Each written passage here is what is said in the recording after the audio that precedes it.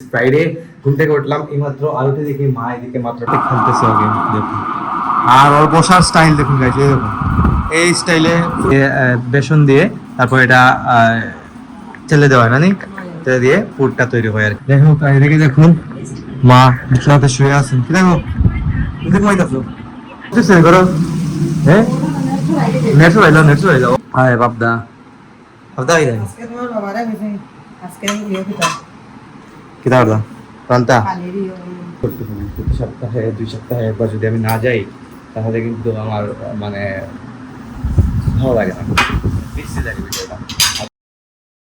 Hello everyone, good morning, welcome to my new blog. কেমন আছেন সবাই? আই হোপ সবাই ভালো আছেন, আমিও ভালো আছি। তো দিস ইজ ফ্রাইডে, ঘুম থেকে উঠলাম এইমাত্র, আলোতে দেখি মা এদিকে মাত্র ঠাকুরঘর থেকে বেরিয়েছেন। এখন প্রসাদ নামিয়ে দিয়েছেন। তো ঠাকুরঘরে কিন্তু অলরেডি 2বার ভোগ দেওয়া হয়ে গেছে। ঠাকুরঘর 2বার হয়ে গেছে, সকালে একবার ইয়া আছে গাইস, সকালে একবার বুক দিয়েছিলেন, এখন আবার বুক দেওয়া হয়ে গেছে, আরো একবার বাকি আছে। মোটামুটি 3বার না, মোটামুটি গাইস 3বার দেওয়া হয় বুক সকালকে। যাই হোক, তো যাচ্ছি এখন নিচের দিকে। আমি কিন্তু সকালে না গাইস, আধা ঘন্টা আগে উঠেছি। উঠে আমার ব্রেকফাস্টটা তৈরি করেছি। উঠে দেখি সবকিছু রেডি আছে, জাস্ট ব্রেকফাস্টটা তৈরি করবো। মানে কি খাবো সেটা বলেছিলেন বাবা আমাকে। তো নিচে নামলাম, নেমে দেখি দেখুন সকালে আমরা গেছিলেন, পিঁপড়া ধরে নিয়েছে। গাইস আমি ব্রেকফাস্ট তৈরি করেছি, কি দেখাই। গতকালকে রাতে রুটি ছিল, রুটি আর ডিম দিয়ে দেখুন পেঁয়াজ টেয়াজ দিয়ে মাখিয়ে এরকম একটা ব্রেকফাস্ট আমি তৈরি করলাম।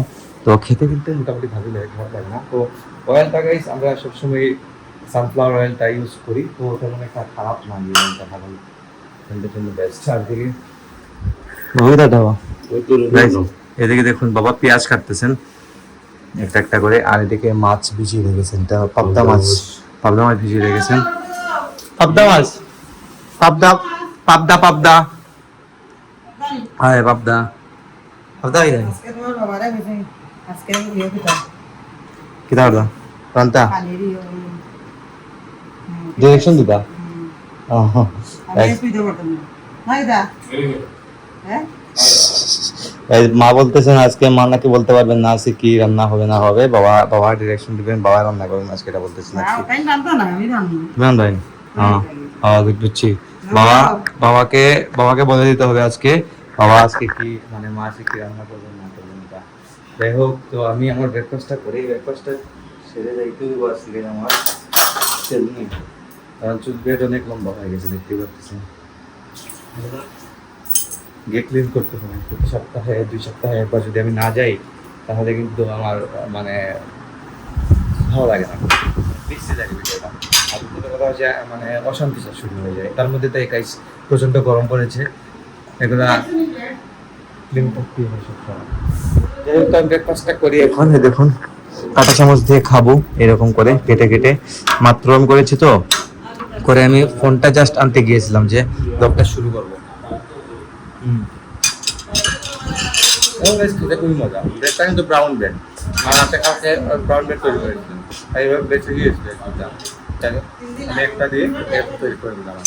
গাইস অবশেষে শুরু হয়ে গেল স্বস্তির বৃষ্টি। এই কয়েকদিন যে পরিমাণ গরম পড়েছিল, তো আজকে বৃষ্টিটা কিন্তু খুবই প্রয়োজন ছিল। বৃষ্টিটা যদি লং টাইম দেয় তাহলে কিন্তু ভালো। এই দেখুন বৃষ্টি দেখে কিন্তু খুবই ভালো লাগতেছে। তো আপনারা হয়তো ক্যামেরাতে দেখতে পারতেছেন না, বৃষ্টি কিন্তু খুব জোরেই হচ্ছে, ভালোই বৃষ্টি হচ্ছে। তো চাইতেছি যে ঘন্টাখানিক যদি বৃষ্টিটা দিয়ে দেয় তাহলে কিন্তু সারাদিন ঠান্ডা হয়ে যাবে ওয়েদারটা। তো খুবই ভালো লাগতেছে। আমি মাত্র বের হতে চাইছিলাম তার রাতের সেলুনে, তার মধ্যে বৃষ্টিটা শুরু হয়েছে, ভালো লাগতেছে। কিন্তু প্রথম কিন্তু অনেক বাতাস হয়ে এসেছিল ঘরের ভিতরে, আমাদের ঘরটা চারদিক খোলা, তো বাতাস কিন্তু প্রচুর ঢুকছে। বাতাস ঢুকছে না ঘর, হ্যাঁ নেট হয়ে যাও ওখানে আর কিচ্ছু ঢুকতো নাই গাইস। নেটের কারণে অনেক সময় বাতাসটা আটকা পড়ে যায়, তো এখন আর আটকা পড়বে না, এখন কিন্তু বাতাসটা ডিরেক্ট ঢুকবে ঘরের ভেতর। গাইস সেলুন থেকে আসলাম, চুল পেয়ার সেট করে এসে শার্টটা অন নিলাম। আর গাইস কিছুক্ষণ বৃষ্টি হওয়াতে ওয়েদারের অবস্থা খুবই ভালো। এই কয়েকদিন গরমের অবস্থা খারাপ করে দিয়েছিল কিন্তু। আর এখন এই দেখুন বারান্দাতে দাঁড়ায় থাকতে ইচ্ছা করতেছে। তারা আমার পিছনে দেখতে পারতেছেন ওয়েদার, বৃষ্টি হয়েছে, খুব ভালো বৃষ্টি হয়েছে। তো ওয়েদারটা অনেক ঠান্ডা করে দিয়েছে, খুব ভালো লাগতেছে প্লিজ বারান্দাতে বসে থাকতে। চারদিকে দরজা টরজা সব কিছু খুলে দিয়েছে। দেখুন আমার রুমের দরজা খোলা, দেখে সব রুমের দরজা খোলা, বাইরের রুমের এটাকে জানালা খোলা আছে। যাই হোক, এদিকে দেখুন মা বিছানাতে শুয়ে আছেন। কি দেখো তুমি ঘুমাইতেছো?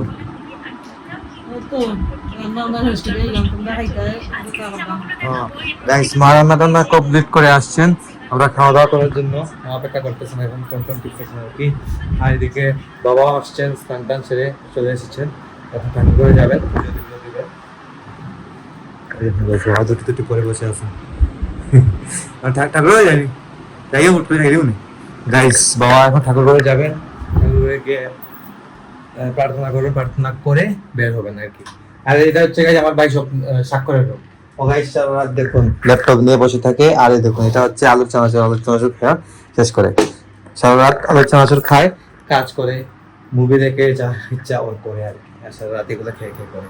তো এখন নিচে আছে, যাই নিচে দেখে আসি কি করতেছে, গেম খেলতেছে বোধহয়। তাই আমি বলেছিলাম ও নিচে গেম খেলতেছে, তাই হচ্ছে আমি উপর থেকে শব্দ পাচ্ছিলাম কিন্তু গেম খেলা। এই দেখুন ফুল সাউন্ড দিয়ে কিন্তু ও গেম খেলে।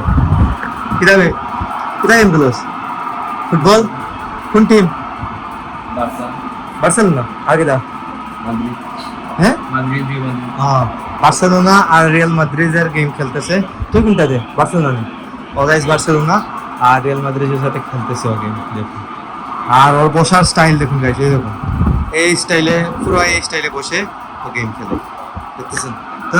সারটা না অবাক নয়নি, হ্যাঁ খাই দেয় নি, সেটটা হয়ে গেছে গাইস। টাইম হয়ে গেছে 4টা।